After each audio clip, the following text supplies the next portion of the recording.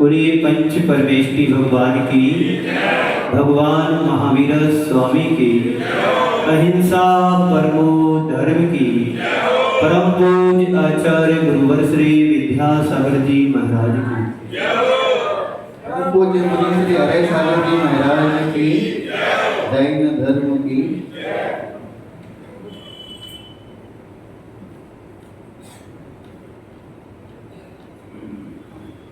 हम सब अपने जीवन को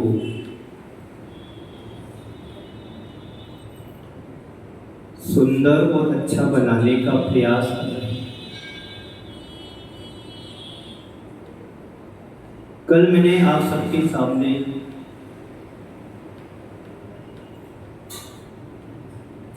अपने जीवन से संबंधित कुछ बातों को कहा था। व्यक्ति का जीवन अच्छाइयों से भरा तो होता ही होता है, लेकिन व्यक्ति के जीवन में कुछ ना कुछ बुराई और दोष की दुर्बलताएं भी होती हैं।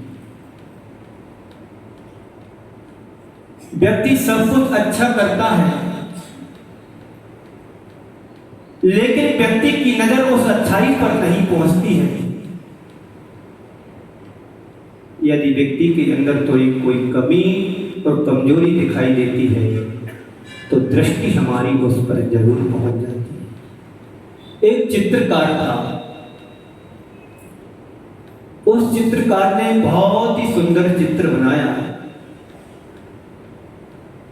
और चित्र बना करके नगर के प्रमुख चौराहे पर उसने टांग दिया। इसमें कुछ गलतियां रह गई हैं, इस पर कृपा सुधार करें। एक व्यक्ति जो भी आए धब्बा लगाता जाए, ये गलती, ये गलती, ये गलती। 2 दिन में चित्रकार ने चित्र को देखा तो चित्र तो विचित्र हो गया। चित्र को उतारा, फिर उसने पूरा पुरुषार्थ किया, नया चित्र तैयार किया।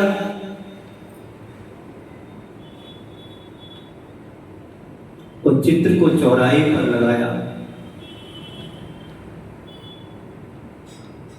और उस पर लिख दिया, इस पर कोई गलती हो तो कृपया सूचित करें। सबने देखा, कोई भी गलती नहीं, कोई भी गलती नहीं है। चित्र हमारे जीवन के सामने दो चित्र हैं, एक संस्कारों का चित्र है, एक कुसंस्कारों का चित्र है, एक अच्छाई का चित्र है, एक बुराई का चित्र है, एक सम्मान का चित्र है, एक अभिमान का चित्र है, एक अहंकार का चित्र है, एक ममकार का चित्र है। तुम किस चित्र को पसंद करना चाहते हो? अच्छाई या बुराई, अहंकार या ममकार? विचार करो, सोचो कि जिंदगी का बहुभाग हमारा बीत गया है। यदि हम बुराई देखने में लगे रहेंगे तो जीवन में ध्यान रखना कुछ भी प्राप्त नहीं कर पाओगे। संसार में तुम्हें बहुत बहुमूल्य जीवन मिला है, इस जीवन की अच्छाइयों को संयोजन में अपने जीवन को लगाना है, समर्पित करना है। अनंत भाव हमारे इसी में व्यतीत हुए, एक दूसरे की बुराई देखने में। पिता पुत्र के साथ संबंध होते हैं, बेटा कभी पिता से नाराज हो जाता है तो पिता बेटे को भगा नहीं देते हैं, डांट सकते हैं लेकिन भगाने की कोई अधिकार नहीं है। कभी पिता बेटे पर नाराज हो जाते हैं तो बेटा समझता है कि मेरे पिता हैं, ये दृष्टिकोण हमारा होना चाहिए। कल मैंने आप सबके मध्य इसी आशय से संबंधित मैंने एक बात कही थी, अहंकार। संत कहते हैं अहंकार व्यक्ति के जीवन में बर्बाद करने के लिए आता है। जिस व्यक्ति के जीवन में अहंकार होता है उस व्यक्ति का जीवन इस धरातल पर क्या स्वर्ग में भी जगह नहीं मिलती है। इसलिए कल मैंने कहा था, घर को स्वर्ग बनाओ, जीवन को स्वर्ग जाने के बाद, मरने के बाद जीवन के साथ सबके साथ स्वर्ग ही लिखा जाता है। लेकिन जीते जी अपने जीवन को स्वर्गमय बना लिया तो निश्चित समझना कि हमारा जीवन घर स्वर्गमय बन गया। कल मैंने कहा था, किसी ने पूछा संत से, स्वर्ग कहां पर बसता है? स्वर्ग कहां पर बसता है? संत ने उत्तर दिया, जिस घर के लोग आपस में प्रेम व्यवहार से रहते हो वहां पर स्वर्ग बसता है। जिस घर के लोग आपस में आत्मीयता प्रेम पूर्ण जीवन जीते हैं वहां स्वर्ग बसता है। जहां के लोग एक दूसरे का इंतजार करते हैं कि ये मेरा भाई है, ये मेरा बहन है, ये मेरा बेटा है, ये मेरे पिताजी हैं। जहां पर एक दूसरे के भोजन करने के पहले इंतजार करते हैं कि सब साथ बैठेंगे तभी भोजन करेंगे, इसका नाम स्वर्ग है। स्वर्ग में ही देव रहते हैं और जिस व्यक्ति के जीवन में देवत्व उतर जाता है उसी के घर में स्वर्ग बसता है। फिर पूछा कि नरक तो और बता दूं कहां बसता है? तद विपरीतम, इसके विपरीत जो भी हमारी प्रवृत्ति होती है उससे होता है नरक का भाग। नरक में पहुंचते हैं, क्या होता है? जहां पर छोटी छोटी बात पर उखड़ जाते हैं, जहां पर छोटी छोटी बात पर अपना पेशेंस खो देते हैं, जहां पर एक दूसरे को मारने और मरने को तैयार रहते हैं, जहां पर एक दूसरे के खून को प्यासे रहते हैं, वहां पर नरक बसता है। किसी ने कुछ कहा नहीं, आग बबूला हो जाना। क्रोध हमारे जीवन को भस्म कर देता है, जैसे वज्र अग्नि हमारे लिए भस्म कर देती है, ऐसे ही व्यक्ति का अहंकार व्यक्ति को नष्ट भ्रष्ट कर देता है। अहंकार की कल बात हुई, आज दूसरे नंबर पे आते हैं धैर्यता, पेशेंस। पेशेंस का अर्थ क्या होता है? धीरज रखो। क्या रखना है? आजकल लोगों के अंदर धीरज नाम की कोई चीज ही नहीं बची है। बात को समझने की कोशिश करोगे तो धैर्य और धीरज तुम्हारे जीवन में अवश्य आएगा। धैर्यता यदि हमारे जीवन में नहीं होगी तो छोटी छोटी बातों पर टकराहट होगी, छोटी छोटी बातों पर तुम उद्वेलित हो जाओगे और छोटी छोटी बातों पर तुम धैर्यता को खो दोगे। इसलिए संत कहते हैं धैर्यता हमारे जीवन का एक अंग होना चाहिए। जिस तरह से तुम्हारे शरीर में अंग और उपांग है, ऐसे ही हमारे जीवन में एक धैर्यता रूपी अंग भी होना चाहिए। धीरज कमजोरी की ताकत होती है, धीरज कमजोरी की ताकत है और अधीरता ताकतवर की कमजोरी। सोचो, हम छोटी छोटी बातों पर अधीर हो जाते हैं, उद्वेलित हो जाते हैं, अपना पैसेंस खो देते हैं, तो समझ लेना कि हम कौन हैं। हर बात में हमें धैर्य रखना है। एक बार ऐसा हुआ, देर रात पति ऑफिस से वापस घर आया और चिल्लाती हुई पत्नी से कहता कि जल्दी जल्दी मुझे खाना दो, भूख लग रही, मेरे से सहा नहीं जाता है, जल्दी खाना दो, मुझे भूख लग रही है। पत्नी बोलती है थोड़ा धीरज तो रखो, 10 मिनट रुको, मैं थाली लगा कर लाती हूँ। धीरज रखो, 10 मिनट रुको, मैं थाली लगा करके आती हूँ। पत्नी कहता है मुझे टाइम नहीं है, फुर्सत नहीं है, मुझे भूख लग रही है, जल्दी थाली लगा करके दो। पत्नी बार बार कहती रुको तो जी, मैं अभी थाली ला करके देती हूँ, मुझे इतनी फुर्सत नहीं है, मैं चला जाऊंगा। तो पत्नी कहती 10 मिनट और रुको, मैं भी तैयार होकर चलता हूँ। पत्नी पति कहता है मुझे फुर्सत नहीं है, टाइम नहीं है, भूख लग रही, जल्दी थाली दो। तो पत्नी कहती 10 मिनट को मैं थाली लगा करके देती हूँ। पति कहता मुझे इतना भी टाइम नहीं है, मैं चला जाता हूँ। तो पत्नी कहती 10 मिनट और को मैं तैयार होकर साथ चलती हूँ। ये धैर्यता हमारे जीवन में होना चाहिए। एक यदि आग लग रहा है तो दूसरे को पानी भरने की जरूरत है। किसी ने कुछ कहा है तुरंत क्रिया प्रतिक्रिया मत करो। सामने वाले ने कुछ कहा है, किस आशय से कहा है, ये मुझे ध्यान रखना है। 2 शब्द हैं, एक प्रतिक्रिया और एक प्रतिभाव। एक प्रतिक्रिया, एक प्रतिभाव। प्रतिक्रिया का अर्थ होता है सामने वाले ने कुछ कहा नहीं, तुरंत छूट करके बंदूक भरे बैठे हैं, जवाब प्रति जवाब। इससे क्या होता है, आपस में तनातनी होती है, आपस में बेमनस्ता फैलती, आपस में झगड़े होते हैं, आपस में झगड़े एक दिन तुम्हारे जीवन का कलह बन जाता है। और जब कलह बनता है वही कलह तुम्हारे जीवन का सर्वनाश होता है। धैर्य रखो, धीरज रखो, पेशेंस रखो। पेशेंस जितना तुम्हारे जीवन में होगा उतना तुम्हारे जीवन में खुशहाली और शांति और सुख समृद्धि होगी। धीरज नहीं रखोगे तो तुम कहीं के नहीं रहोगे। धीरज हमारे मन की एक बहुत बड़ा गुण है और अधीरता हमारे जीवन का बहुत बड़ा दोष है। तो प्रतिक्रिया नहीं होना चाहिए, प्रतिक्रिया से मुझे बचना है। प्रतिक्रिया का मतलब है सामने वाले का तुरंत जवाब नहीं देना। प्रतिभाव रखो, ठीक है सामने वाले ने कुछ मेरे से कहा है, अपेक्षाएं लगाओ। सामने वाले के पास समय नहीं था इसलिए वो समय पर नहीं आया, हो सकता दूसरे काम पर लगा हो सकता किसी और कोई तीसरा काम आ गया हो सकता घर में कुछ प्रॉब्लम आ गई हो। नहीं, आपने बुलाया तो उसी समय आना चाहिए।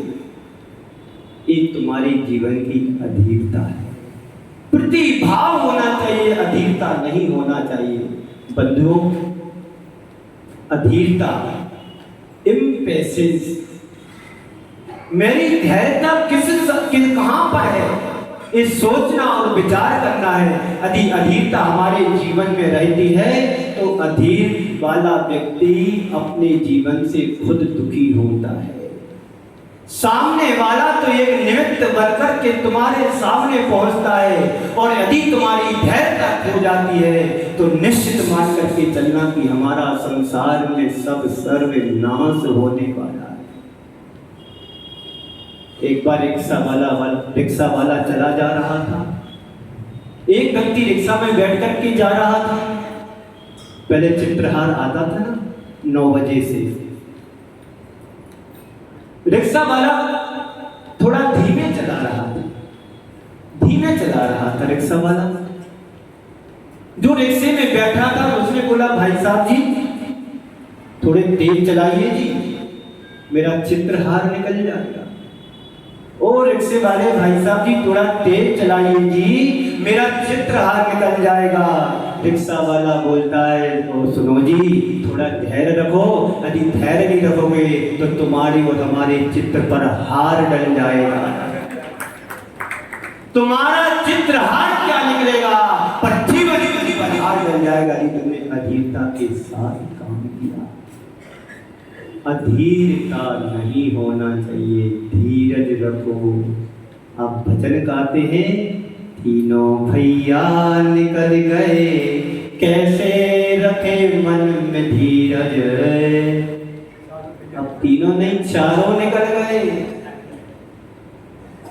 धीरज हमारा गुण है। जितने भी संसार में उपद्रव होते हैं, जितने भी जीवन में प्रतिकूलताएं आती हैं, दुख दर्द आते हैं, सब हमारे जीवन की अधीरता के कारण है। अधीरता नहीं होना चाहिए। कुछ लोग भी ऐसे हैं कि छोटी छोटी बातों को समझने की कोशिश नहीं करते हैं, पर वो छोटी छोटी बातें हमारे जीवन के लिए बहुत बड़ा नासूर क्या बोलते हैं, नासूर बन जाते हैं। कांटा तुम्हारे जीवन में चुभ रहा है तो क्या करते हो, पूरा कांटा निकालने के लिए पूरा पैर फाड़ देते हो क्या? सामने वाला रुको, धैर्य रखो, धीरे धीरे निकलेगा। एक बार क्या हुआ, एक वृद्ध माँ दांत निकलवाने के लिए, दांत में बहुत दर्द होता था। दांत निकलवाने के लिए गई डॉक्टर के पास, दांत में दर्द हो रहा था। दांत उसका अंदर का दाढ़ था। डॉक्टर साहब के पास जाती है, डॉक्टर साहब मेरी दाढ़ में दर्द हो रहा है, मेरा दांत निकलना है। तो डॉक्टर साहब बोलते हैं मुंह को तो खोलो, पर बोलते और खोलो, तो कहते और खोलो। तो वो वृद्ध माँ कहती, क्या उसमें बैठ करके निकालोगे, क्या उसमें बैठ करके निकालोगे? कहने का तात्पर्य है कि दांत कहीं का हो, पर धैर्य रखोगे तो धीरे धीरे दांत भी निकल जाएगा। अधीरता रखोगे तो जीवन में कुछ भी नहीं पाओगे। अधीरता हमारे जीवन की बहुत बड़ी कमजोरी है। बेटे ने माँ से कुछ कह दिया, माँ ने मुंह खुला लिया। 4-5 दिन बात नहीं की बेटे से माँ ने, 4-5 दिन बात नहीं की बेटे ने माँ से। माँ ने चल कर के बेटे से बात की और कहा कि बेटा तू किसका है, बेटा तू किसका है, मेरा आशय कुछ और था, तू समझने की कोशिश कर बेटा। बेटा गुस्से में आ जाता है। माँ बार बार समझा दी कि बेटा गुस्सा करना अच्छी बात नहीं, गुस्सा हमारे जीवन की कमजोरी है, गुस्से से हमारा जीवन सर्वनाश होता है। बार बार समझाने के बाद बेटा नहीं समझता है। जब व्यक्ति को ठोकर लगती है तभी समझता है, वो समझता है। आप देखें, किसी ने आपको गाली दे दी, होता है व्यवहार में, गाड़ी वालों के पास साथ ज्यादा होता है, वो गाली ही की भाषा हो जाती है। किसी ने आपको गाली दे दी, सामने वाले ने यदि आपको गाली दी है तो तुम्हें क्या करना है, अपने आप को स्थिर रखना है। अपने आप को स्थिर रखोगे, धैर्य रखोगे। सामने वाला गाली दे करके चला गया, पर तुमने धैर्यता नहीं रखी, तो उसने तो एक बार तुम्हें गधा बोला, आपने कितनी बार उसको गधा बना दिया। एक अधीरता का परिणाम है। किसी कवि ने कहा है, परिचय, परिणय और परिणाम। कल में एक शब्द जुड़ गया था ना, परिचय दो के बीच में होता है, परिणय संबंध, शादी के संबंध दो के बीच में होता है। तो परिणाम क्या निकलता है देखिएगा, परिचय मैं तू, ये परिचय हो गया, यानी आप और हम, तुम और हम, मैं तू, एक परिचय हो गया। संबंध मैं तू, मैं, क्या हो गया, परिचय दो में होगा, मैं और तू। परिणय क्या होगा, मैं तू, मैं। वो परिणाम क्या निकला, तू मैं, तू मैं। शादी एक बार होती है, लेकिन उसका परिणाम क्या निकलता है, कुछ दिनों बाद, कुछ सालों बाद तू मैं होने लगती है। क्या होने लगता है, तू मैं, तू मैं। और धैर्यता रखोगे, धीरज रखोगे, पैसेंस रखोगे, तो परिणय ही बना रहेगा, परिणाम में नहीं बदलेगा। परिणाम में बदले, इससे पहले अपने आप को स्टेबल करना है, अपने आप को मजबूत बनाना है। धीरज हमारे जीवन का अंग बनना चाहिए, और धीरज हमारे आत्मा का एक विशेष गुण है। धीरज वही रख पाता है जिसके अंदर विनय गुण होता है। विनय मोक्षम द्वारम, आचार्य कहते हैं विनय मोक्ष का द्वार है। कैसे संत के पास बैठना है, कैसे संत के पास जाना है, और कैसे संत से वार्तालाप करना है। एक दिन मैंने यही कहा था कि आज हमारे गुरुदेव हैं, मेरे क्या पूरे जगत के गुरुदेव हैं। मैं अपना बोलूंगा तो मुझे अहंकार आ जाएगा, और दूसरों को अहंकार की बात सुना रहा हूं। इस धरती के भगवान है गुरुदेव। आज भी 50-40 साल पुराने साधु जब गुरु चरणों में जाते हैं तो सिर ऊपर नहीं करते हैं, चरणों में दृष्टि रहता है। दृष्टिकोण मेरा होना चाहिए। पूज्य मुनि श्री समय सागर जी महाराज हैं, जब मैं संग में रहा, उनका मैंने गुरुदेव के सामने कभी ऊंचे स्वर में बात नहीं सुनी। ऐसे एक नहीं अनेक शिष्य जो गुरु चरणों के नजर में आज भी डरते हैं। आचार्य श्री ने यदि नजर उठाकर देख ली तो हम लोग की हवा खिसक जाती है, पता नहीं आज क्या हो गया। एक विनय होना चाहिए, शालीनता होना चाहिए, धैर्यता होना चाहिए, अहंकार नहीं होना चाहिए। अहंकार ईगो दीवार बन जाता है। ईगो एक दीवार का काम करता है जो हमारे जीवन को दो भागों में विभक्त कर देता है। संत कहते हैं जितना तुम्हारा ईगो बढ़ेगा उतनी तुम्हारी दूरियां बढ़ेगी। देख लो अपने अपने परिवार में जा करके पति पत्नी में आपस में नहीं बनती है, अहंकार के कारण नहीं बनती। लड़ाई कुछ होती नहीं है, कोई संपत्ति प्रॉपर्टी को लेकर के लड़ाई नहीं होती है। लड़ाई होती तो हमारे अहम और अहंकार की होती है। पति कहता मैं क्यों झुकूं, और पत्नी कहती मैं क्यों झुकूं, मैं भी तो कमाती हूँ। वो कहता मैं भी कमाता हूँ। आई एम समथिंग, मैं कुछ हूँ। एक दूसरे को समझने की बात नहीं करते, एक दूसरे को समझने की कोशिश नहीं करते।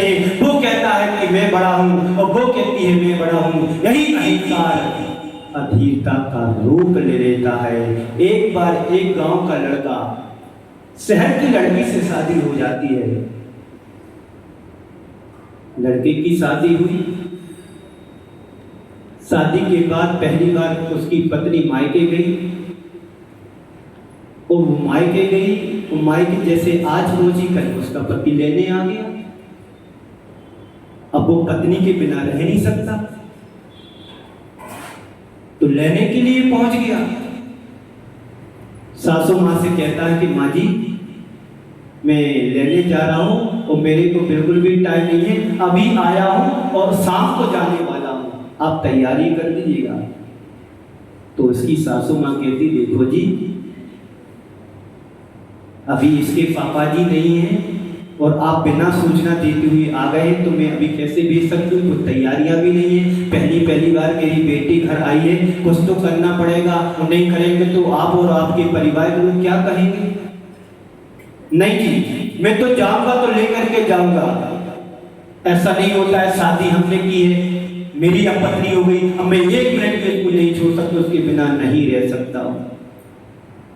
बात आगे बढ़ी, गुस्से में आकर के पति ने कहा कि यदि नहीं ये छुप भेजोगे तो मैं समझ लूं कि मेरा शादी ही नहीं। तो सासू मां भी आप में से बाहर हो गई, उसने भी कहा मैं भी समझ लूं कि मेरी बेटी अभी शादी नहीं हुई या विधवा हो गई। ऐसा कुछ अपशब्द उसकी मां ने, सासू मां ने कह दिया। वो घर के आंगन में हुआ था, क्रोध में आकर के पति ने उस कुएं में गिर करके जान गंवा दी। अब देख लो कि तुम्हारी बेटी विधवा है। ये है अधीरता। उसने अपना आपा खोया दामाद ने, तो सासू मां ने भी अपना आपा खो दिया। धैर्यता हमारे जीवन की बहुत बड़ी शक्ति और ताकत होती है। इस ताकत और शक्ति को बनाए रखने के लिए सबसे पहले हमें अंदर से मजबूत होना पड़ेगा। कोई भी सामने वाला कोई भी प्रतिक्रिया करता है, मौन हो जाओ, तुम्हारा कुछ नहीं बिगड़ेगा, सामने वाले का थोड़ा भला हो जाएगा। मौनम सर्वत्र साधना, मौन सबसे बड़ी साधना है। जीवन में सुख और शांति यदि हम चाहते हैं तो मौन रहो। जहां कहने योग्य है वहां पर कहो, और जहां कहने योग्य नहीं वहां पर धैर्य रखो, धीरज रखो। किसी ने प्रश्न किया, यदि मौन रखूंगा तो सामने वाले को बढ़ावा मिलेगा, सामने वाला तो हावी हो जाएगा हमारे ऊपर, तो जवाब देना जरूरी है। तो उत्तर में दिया गया कि यदि सामने वाला तुम्हारे मौन से संतुष्ट होता है तो मौन हो जाना चाहिए, और जहां मौन तोड़ने से सामने वाला संतुष्ट होता है तो मौन तोड़ करके बोल देना चाहिए, पर विवाद की स्थिति निर्मित नहीं होना चाहिए।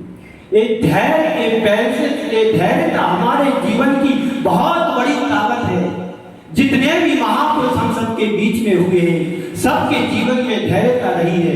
धैर्यता हमारे अंदर का एक बहुत विशिष्ट गुण है। उस विशिष्ट गुण को वही प्राप्त कर सकता है जो व्यक्ति अपने जीवन में संयम को धारण करता है।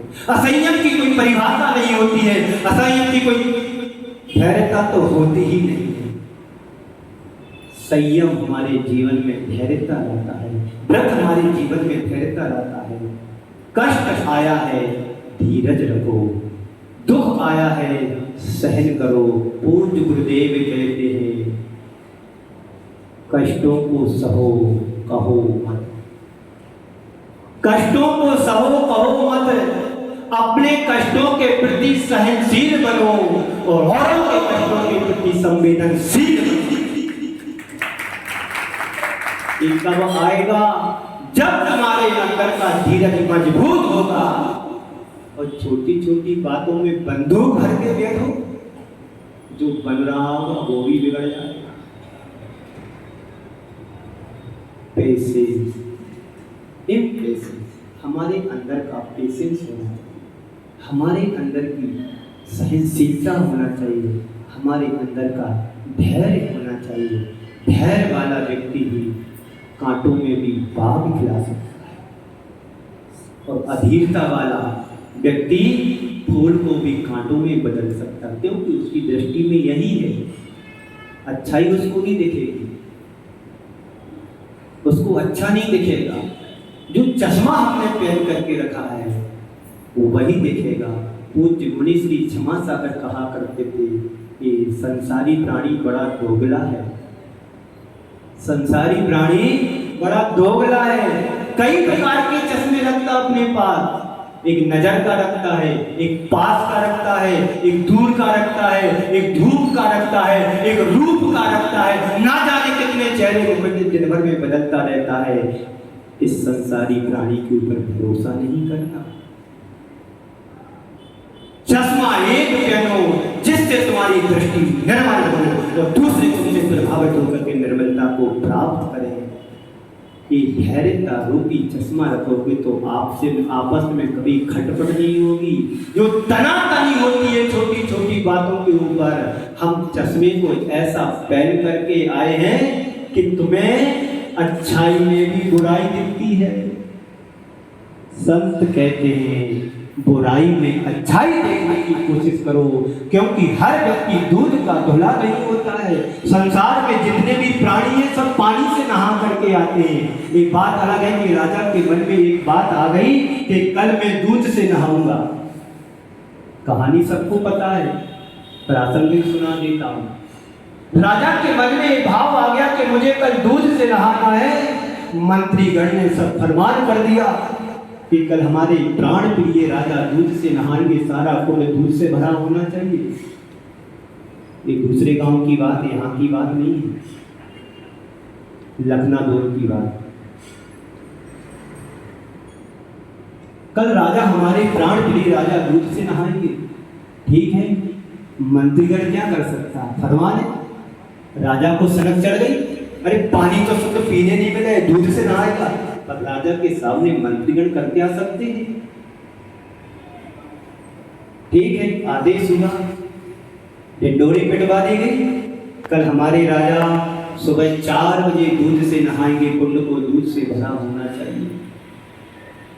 दृष्टिकोण का भेद है, दृष्टिकोण का अंतर, अपनी अपनी सोच का अंतर।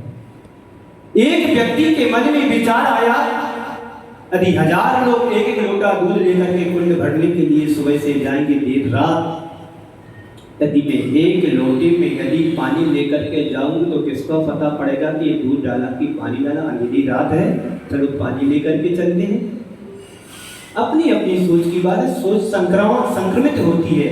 यदि मेरे मन में कुछ विचार आया तो सामने वाला भी मेरा प्रिय होगा, तो वही सोच उसकी होगी कि मेरे को उसने याद किया तो हमने भी उसको याद कर लिया।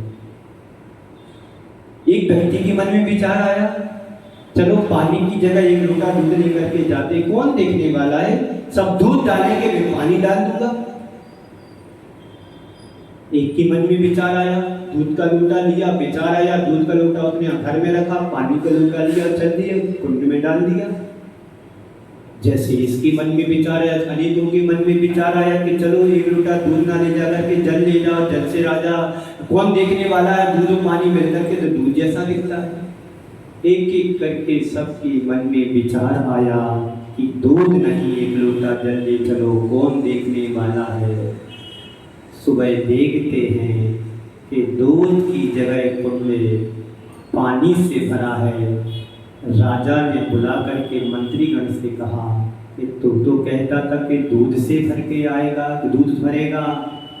तो मंत्री ने कहा कि तुम्हारे प्रश्न का होता है कि सबकी सोच एक सी नहीं होती, सबका दृष्टिकोण नजरिया अलग अलग होता है। जिस व्यक्ति के जीवन में धैर्य रूपी शक्ति होती है उसका दृष्टिकोण साफ और स्वच्छ रहता है।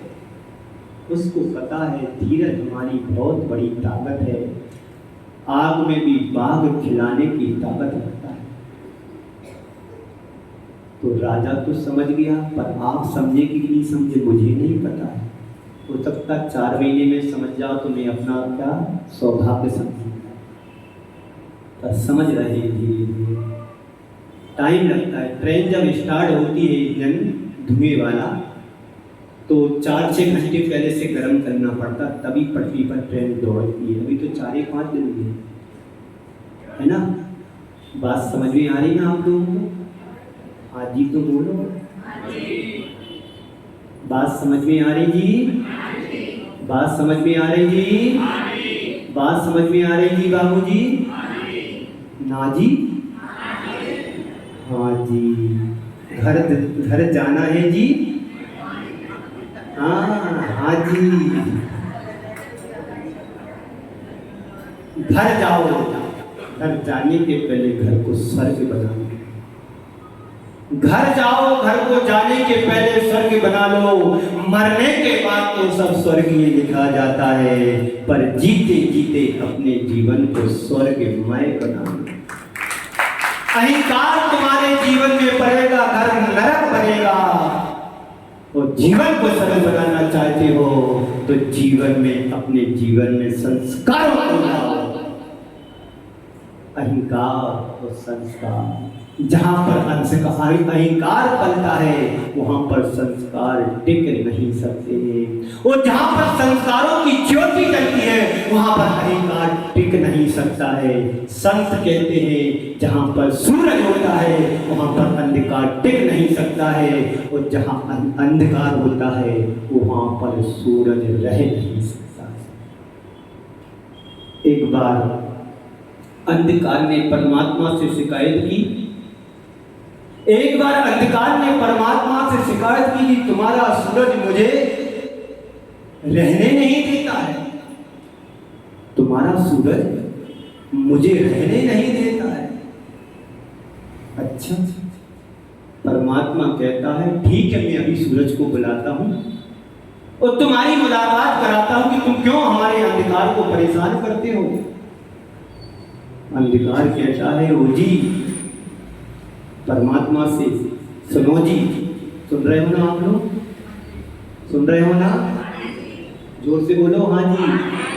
हाँ, अंधकार ने शिकायत करते हुए कहा कि तुम्हारा सूरज मुझे ठीक से रहने नहीं देता है, जैसे तैसे मैं अपनी रात भर में थकान मिटाता हूं सुबह से याद धमकता है, अच्छे से नींद भी पूरी नहीं हो पाती है, सूरज आ जाता है, तुम्हारा सूरज मेरे को रहने नहीं देता है।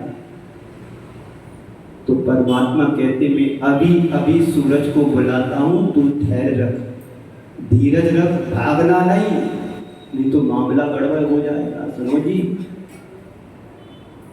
आज भी परमात्मा सूरज को बुलाने को तैयार है पर अंधकार सामना करने को तैयार नहीं।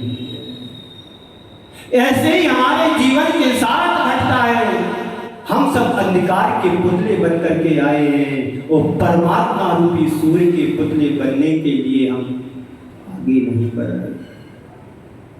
जिस दिन तुम परमात्मा रूपी सूरज बन जाओगे तुम्हारे कर्मों का अहंकार का अंधकार टिकेगा नहीं। जहां पर सूरज रहता है वहां पर अंधकार टिक नहीं सकता। एक सूर्य की किरण पर्याप्त होती है, सारे अंधकार को द्रोहित कर देती है, नष्ट कर देती है, समाप्त कर देती है। ऐसे हमारे सत्गुणों का एक भी किरण रूपी है, एक भी किरण आ जाए तो अहंकार, ममकार, अभिमान सारे के सारे नष्ट हो जाएंगे। पर दुर्बलता हम सबकी बड़ी ये है कि अहंकार के सामने हम किसी की सुनते हैं क्या। विनम्र रहो, धीरज रखो तो तुम्हारे जीवन का कल्याण होगा। समय आप सबका 9 बज गया है, आप आने में गलती करोगे पर मैं छोड़ने में गलती नहीं करूंगा। तो अहंकार, धीरजता, कल मिलेगा आपको अधिक स्वतंत्रता। कल का बिंदु क्या है? अधिक स्वतंत्रता। ये सब हमारे जीवन की दुर्बलताएं। अहंकार यदि मेरे मन में पल रहा है या हृदय में पल रहा है तो हम किसी के साथ धोखा नहीं कर रहे, हम अपनी आत्मा के साथ बहुत बड़ा धोखा कर रहे हैं। जितने भी महापुरुष बने हैं, तीर्थंकर बने हैं, सबने ये आत्मा की दुर्बलताओं का त्याग किया है। हमारी आत्मा की कमजोरी है, मनुष्य की दुर्बलता है। इन दुर्बलता का त्याग करो, परहेज करो, जीवन को आगे बढ़ा, तभी तुम्हारे जीवन की सार्थकता हो पाएगी। सामर्थ्यवान होते हुए भी यदि हम नहीं समझे, नहीं सुधरे, नहीं समझे तो समझ लेना यह भव मिल ना फिर दुर्लभ है। यो श्रावक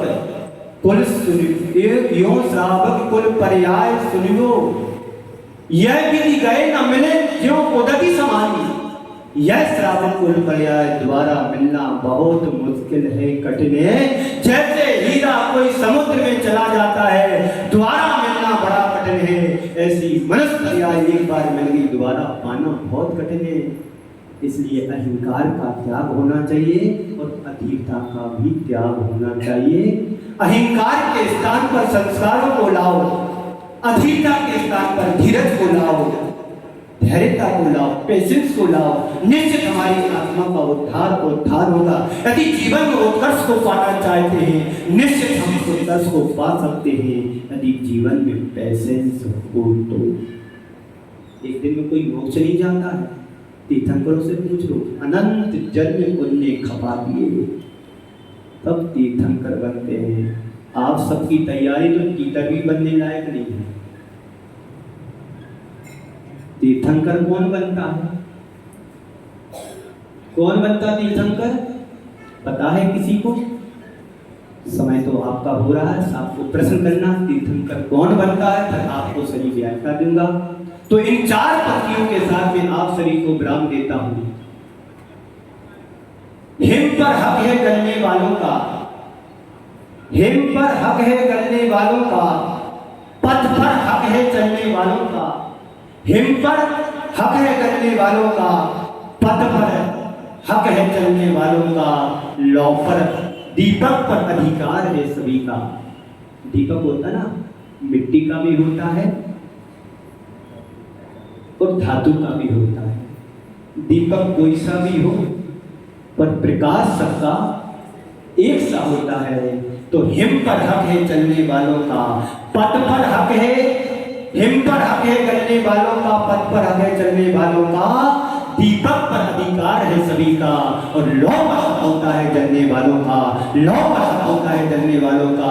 इसी पावन मंगल भावना के साथ पूज्य गुरुदेव के चरणों में नमन अर्पित करते हुए मैं अपनी वाणी को यहीं पर विराम देता हूँ। बोलिए परम पूज्य आचार्य गुरुवर श्री विद्यासागर जी महाराज की, मुनि श्री सागर जी महाराज की जय। जयकारा गुरुदेव का।